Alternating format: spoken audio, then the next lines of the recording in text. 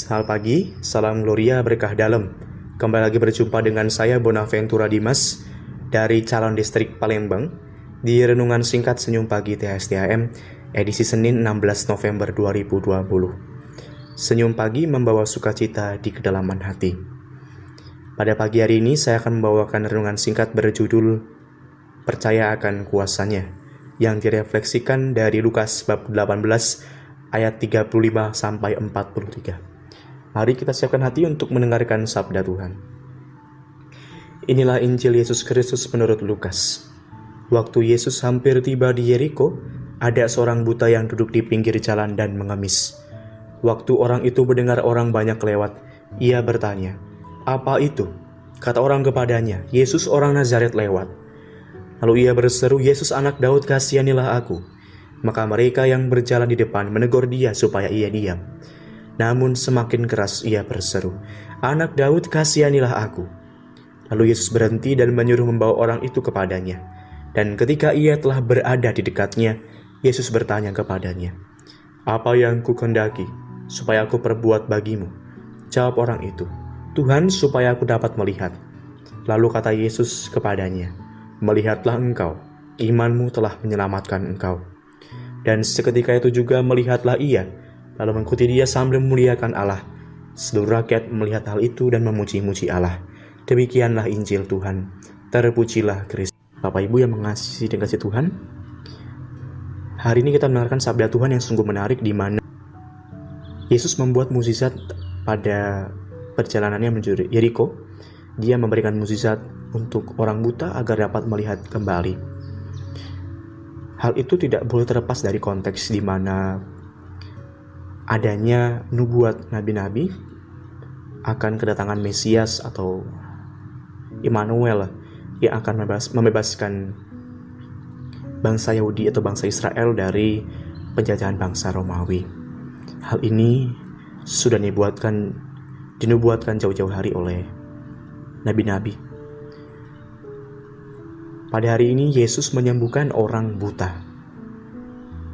Yang menarik adalah iman orang buta tersebut, di mana ia berbicara, "Yesus anak Daud, kasihanilah aku."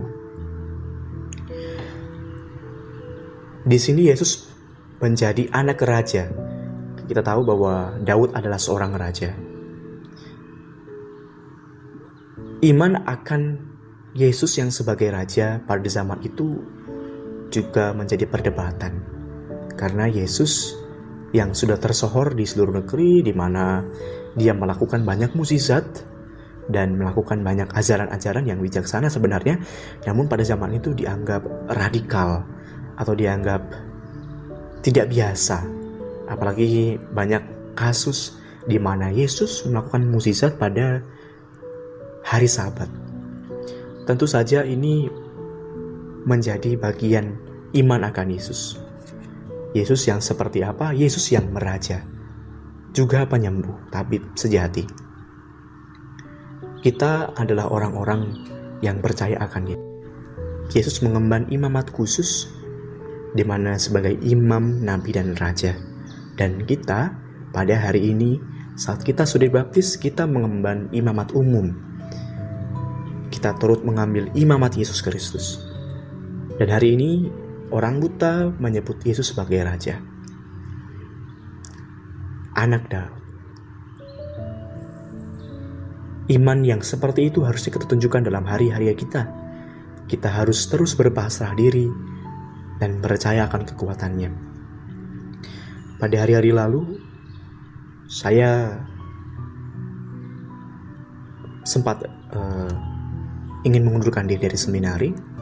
Saya ingin keluar dan saya ingin melanjutkan studi saya di luar. Tetapi hal itu dilatar belakangi oleh perasaan saya akan kekeringan doa, kehampaan doa. Saya merasakan bahwa doa-doa yang saya lakukan itu seperti saya berbicara pada diri sendiri. Saya merasakan bahwa Tuhan tidak mendengar saya dan semua itu hampa. Saya tidak merasakan bahwa saya dipanggil. Saat itu saya memutuskan untuk mengundurkan diri. Dan saya sudah hampir mengurus kepulangan saya dan tinggal untuk berangkat pulang. Tetapi saya terus menyadari bahwa ya sudah, ini bukan jalan saya memang. Bila saya doa tidak lagi kembali bersemangat, tidak lagi penuh sukacita, maka ini bukan panggilan saya. Saya merasa seperti itu. Namun ada seorang romo yang berkata pada saya bahwa kekeringan doa itu biasa dalam sebuah panggilan. Bahkan Bunda Teresa yang kita kenal sebagai orang kudus di zaman ini, juga merasakan kekeringan doa. Hal itu ia sampaikan seringkali pada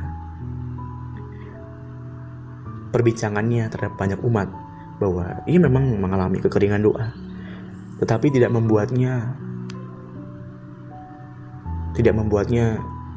tidak percaya akan kehendak Tuhan dan kuasa Tuhan akan dirinya, bahwa ia terus menyadari bahwa dipanggil. Akhirnya saya terus berdoa, meski merasa kekeringan, meski merasa Tuhan tidak mendengar saya.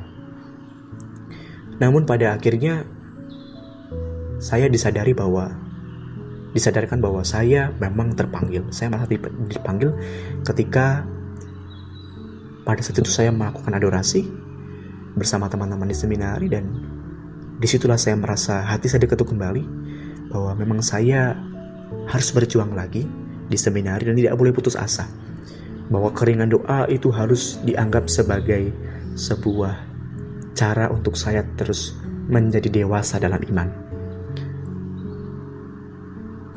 Di sini saya ingin mengajak Bapak, Ibu, dan saudara-saudari untuk terus percayakan kehendak Tuhan, percayakan kuasa Tuhan, percaya akan cinta dan kasih-Nya. Saya bilang seperti ini karena saya sudah mengalami, dan saya salut dengan sebuah film yang berjudul Silence, di mana ada seorang imam Yesuit yang mengalami kekeringan doa dan akhirnya menyangkal Yesus pada zaman penganiayaan di Jepang waktu itu. Dia akhirnya menyangkal Yesus dan menjadi seorang pemuka agama di Jepang, dan hal itu karena disebabkan dia juga tidak merasakan kekuatan doa, merasakan kehadiran Tuhan dalam doanya. Tetapi yang saya mau ajak adalah Tuhan itu senantiasa hadir dalam hidup kita. Tuhan itu senantiasa merajai hidup kita, meski terkadang kita tidak paham, tidak merasakan kehadirannya. Karena suara Tuhan itu sangat kecil. Kita butuh keheningan, kita butuh masuk ke dalam diri kita masing-masing agar kita mampu mendengar. Juga pada kisah penciptaan, Yesus atau Allah bersabda kepada tanah untuk menumbuhkan pohon, dan Yesus berbicara kepada lautan untuk menghidupi ikan, dan Allah menciptakan manusia itu bersabda pada diri sendiri bahwa baiklah kita menciptakan manusia yang serupa dan sesitra dengan kita. Pas sekali bila saya bicara bahwa tanah tanpa pohon, ia akan tetap tanah. Tetapi pohon tanpa tanah, ia bukan pohon. Ia tidak hidup. Dan lautan tanpa ikan, tetaplah lautan. Tapi ikan tanpa lautan, ia tidak bisa hidup. Sama seperti manusia tanpa Tuhan tidak bisa hidup. Tapi Tuhan tanpa manusia, tetaplah Tuhan. Maka teman-teman, andalkan kekuatan Tuhan dan percayakan kuasa-Nya. Hari ini kita diajak untuk terus berpasrah, berpercaya diri akan kuasa Tuhan, dan terus mengandalkan Tuhan sebagai satu-satunya jalan. Demikian renungan singkat dari saya. Berkah dalam, salam sehat, dan selamat menjalani aktivitas pada hari ini. Tuhan memberkati kita. Amin.